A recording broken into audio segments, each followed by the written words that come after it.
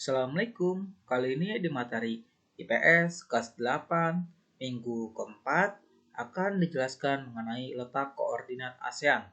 Di mana materi sebelumnya sudah dibahas mengenai apa itu ASEAN, apa itu anggota-anggota ASEAN, dan juga mengenai rincian negara ASEAN tersebut. Nah, kali ini kita akan membahas tentang letak koordinat ASEAN. Dimana sebelumnya jangan lupa untuk di like, komen, dan juga subscribe supaya channel ini dapat berkembang. Oke, kita ke materinya. Yang dimana ada letak astronomis ASEAN. Dimana letak astronomis ASEAN berada di 29 derajat lintang utara sampai 11 derajat lintang selatan dan 92 derajat bujur timur sampai 141 derajat bujur timur. Dimana sebagian besar wilayah ASEAN beriklim tropis dan sebagiannya iklim subtropis. Adanya iklim yang berbeda mempunyai pengaruh terhadap budaya, mobilitas, dan interaksi manusia setiap negara-negara ASEAN. Perbedaan terlihat dari bentuk rumah, makanan, cara berpakaian, kesenian, dan lain sebagainya. Di mana negara-negara ASEAN tersebut memiliki potensi dari sumber daya alam di bidang kelautannya, di mana ada penyebaran potensi sumber daya alam di laut, yang antara lain sumber bahan baku pembuatan garam, sumber bahan tambang di dasar laut berupa minyak, gas, timah, dan bauksit, sumber air hujan utama bagi beberapa negara melalui proses penguapan dan gerakan angin muson, prasarana transportasi yang relatif murah, sumber bahan makanan berupa ikan, udang, dan rumput laut, pantai dan laut merupakan tempat wisata bahari seperti memancing, berlayar, surfing, snorkeling, dan scuba diving atau menyelam. Lalu penyebaran potensi sumber daya alam di darat, di mana ada pertanian. Yang pertama, di negara-negara Asia Tenggara, kecuali Singapura, Brunei, dan Malaysia, lebih dari 50% penduduknya itu bekerja di bidang pertanian. Di mana ada jenis tanaman yang diusahakan, di antara lain ada tanaman pangan dan juga tanaman perdagangan. Yang pertama, pertanian tanaman pangan, di mana tanaman pangan yang utama itu ialah padi, di mana padi merupakan menjadi makanan pokok atau bahan pokok dari negara-negara di ASEAN. Di mana negara penghasil padi antara lain yang utama adalah Indonesia, Thailand, Myanmar, dan juga Vietnam. Terdapat banyak dataran rendah yang rata seperti lembah sungai, delta, dan dataran pantai. Oh ya, ini faktor penyebab padi kenapa banyak ditanam di Asia Tenggara. Pertama, terdapat banyak daratan rendah yang rata seperti lembah sungai, delta, dan juga dataran pantai. Curah hujan tahunannya itu 1.500 sampai 3.000 mm. Suhu udaranya tinggi 25 sampai 30 derajat Celcius. Jenis tanahnya adalah aluvial dan bahan gunung api yang subur. Pengairannya cukup mudah dan tersedianya banyak tenaga kerja. Jadi ini kenapa alasan padi banyak ditanam di Asia Tenggara. Pertanian tanaman perdagangan. Tanaman perdagangan utama di kawasan Asia Tenggara adalah karet dan kelapa sawit.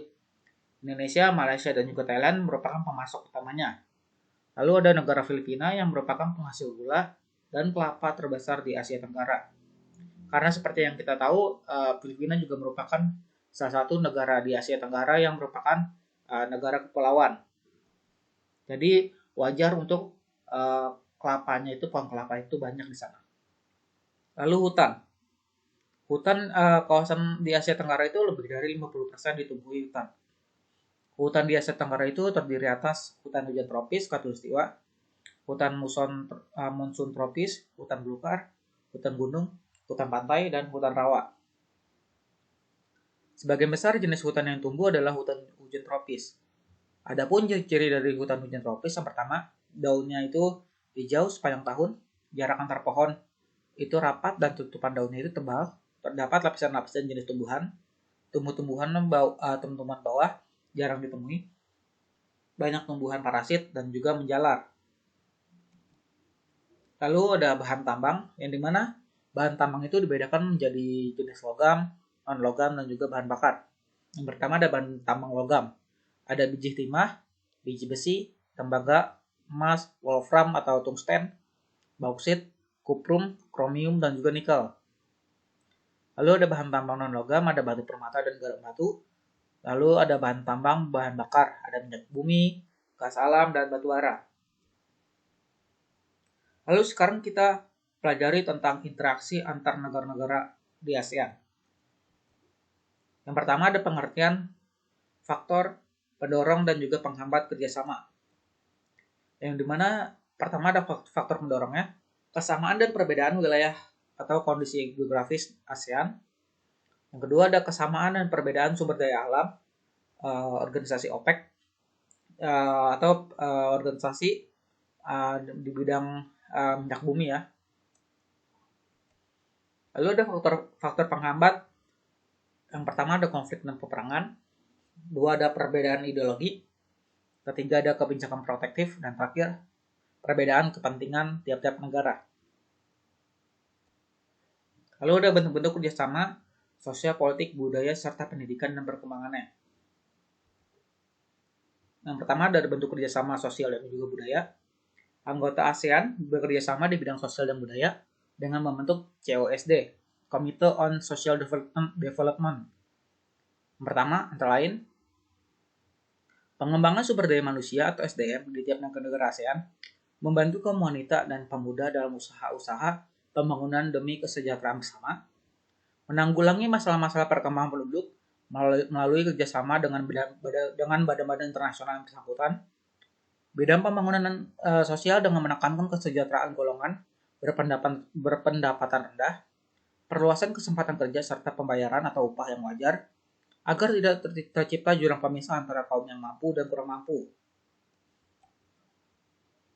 Peningkatan kesejahteraan masyarakat, program peningkatan kesehatan, makanan dan obat-obatan yang layak konsumsi, penyelenggaraan pesta olahraga 2 tahun sekali melalui SEA Games untuk mempererat tali persaudaraan, penandatanganan kesepakatan bersama di bidang pariwisata ASEAN atau ASEAN Tourism Agreement atau ATA, pertukaran budaya dan seni, juga festival film ASEAN dalam rangka memperkenalkan ciri dan karakteristik tiap negara ASEAN. Lalu di bidang bentuk kerjasama pendidikan, pertama penawaran beasiswa pendidikan, 2 ASEAN Council of Teachers Convention atau ACT di Sanur, Bali, Denpasar, kerjasama dengan negara ASEAN dengan Jepang atau dana beasiswa ASEAN Jepang itu disebutnya ASEAN Japan Scholarship Fund, yang dimana dana beasiswa ASEAN Jepang. Olimpiade di bidang pendidikan, dibentuknya The Southeast Asian Ministers of Education Organization atau SIAMEO. Pensinkronisasian standar ijazah antar negara anggota ASEAN, peningkatan ilmu pengetahuan kalangan pemuda ASEAN dalam proses integrasi regional. Lalu bentuk kerjasama dalam bidang pendidikan, pembentukan kelompok peneliti antar negara, pertukaran pelajar antar negara anggota, peningkatan kualitas SDM negara anggota ASEAN agar mampu bersaing baik di tingkat regional maupun internasional. Pembentukan kurikulum sekolah di negara-negara ASEAN yang berprinsipkan demokrasi, berorientasi pada perdamaian serta menghargai hak asasi manusia atau HAM. Lalu di bidang kerjasama dibentuk bidang politik dan juga keamanan. Ada Konvensi ASEAN tentang pemberantasan terorisme atau ASEAN Convention of Counter-Terrorism atau ACCT. Traktat Bantuan Hukum Timbal di Bidang Pidana atau Treaty on Mutual Assistance in Criminal Matters atau MLAT. Pertemuan para Menteri Pertahanan, Defense Ministers Meeting atau ADMM, yang bertujuan mempromosikan perdamaian dan stabilitas kawasan melalui dialog serta kerjasama di bidang pertahanan dan juga keamanan. Lalu di bidang politik dan juga keamanan, kerjasama di bidang hukum, bidang migrasi dan kekonsuleran, serta kelembagaan antar parlemen. Kerjasama pemberantasan kejahatan lalu lintas negara yang mencakup pemberantasan terorisme, perdagangan obat terlarang, pencucian uang, penyelundupan, dan perdagangan senjata ringan dan manusia, bajak laut, kejahatan internet, dan juga kejahatan ekonomi internasional. Lalu ada pengaruh kerjasama di bidang ekonomi, sosial, politik, budaya, dan pendidikan terhadap kehidupan di ASEAN. Pertama di bidang ekonomi, para pemimpin ASEAN itu sepakat membentuk sebuah pasar tunggal di kawasan Asia Tenggara pada akhir 2015 yang disebut Masyarakat Ekonomi ASEAN atau MEA, yang dimana kesepakatan ini dilakukan agar daya saing ASEAN meningkat, serta bisa menyaingi Tiongkok atau China dan India untuk menarik investasi asing. Penanaman modal asing sangat dibutuhkan untuk memperluas lapangan pekerjaan dan meningkatkan kesejahteraan. Selain itu, akan dibentuk pasar tenaga kerja profesional. Bentuk interaksi ini akan membuka peluang tenaga kerja asing untuk mengisi berbagai jabatan serta profesi di Indonesia yang masih tertutup atau kekurangan sumber daya manusianya. Lalu di bidang sosial dan juga budaya, pengaruh perubahan ruang dan interaksi antar ruang terhadap keberlangsungan kehidupan sosial dan budaya di negara-negara ASEAN sangat dinamis. Kondisi dan status sosial masyarakat Asia Tenggara yang berbeda dan hidup berdampingan terkadang memunculkan pertentangan karena perbedaan kepentingan. Seiring dengan perjalanan selama 47 tahun, kerjasama budaya ASEAN telah mengalami perkembangan dan perubahan yang menonjolkan kebudayaan sebagai faktor yang penting bagi pembangunan komunitas ASEAN secara berkesinambungan. Lalu di bidang politik, perubahan dan interaksi antar ruang juga dapat berpengaruh terhadap kehidupan politik, baik antar negara ataupun antar masyarakat di Asia Tenggara. Seperti contoh terkait masalah perbatasan wilayah di beberapa negara ASEAN, antara Indonesia dengan Malaysia salah satunya, yang dimana Pulau Sipadan dan Likitan ini diklaim oleh Malaysia dan telah disetujui oleh Mahkamah Internasional, di mana itu berpengaruh agar Indonesia itu lebih tertib dan tegas dalam melakukan inventarisasi batas wilayah, terutama di pulau-pulau terluar. Sengketa penentuan wilayah tersebut terkadang menimbulkan konflik antar negara, yang hingga saat ini masih ditempuh dengan jalur diplomasi.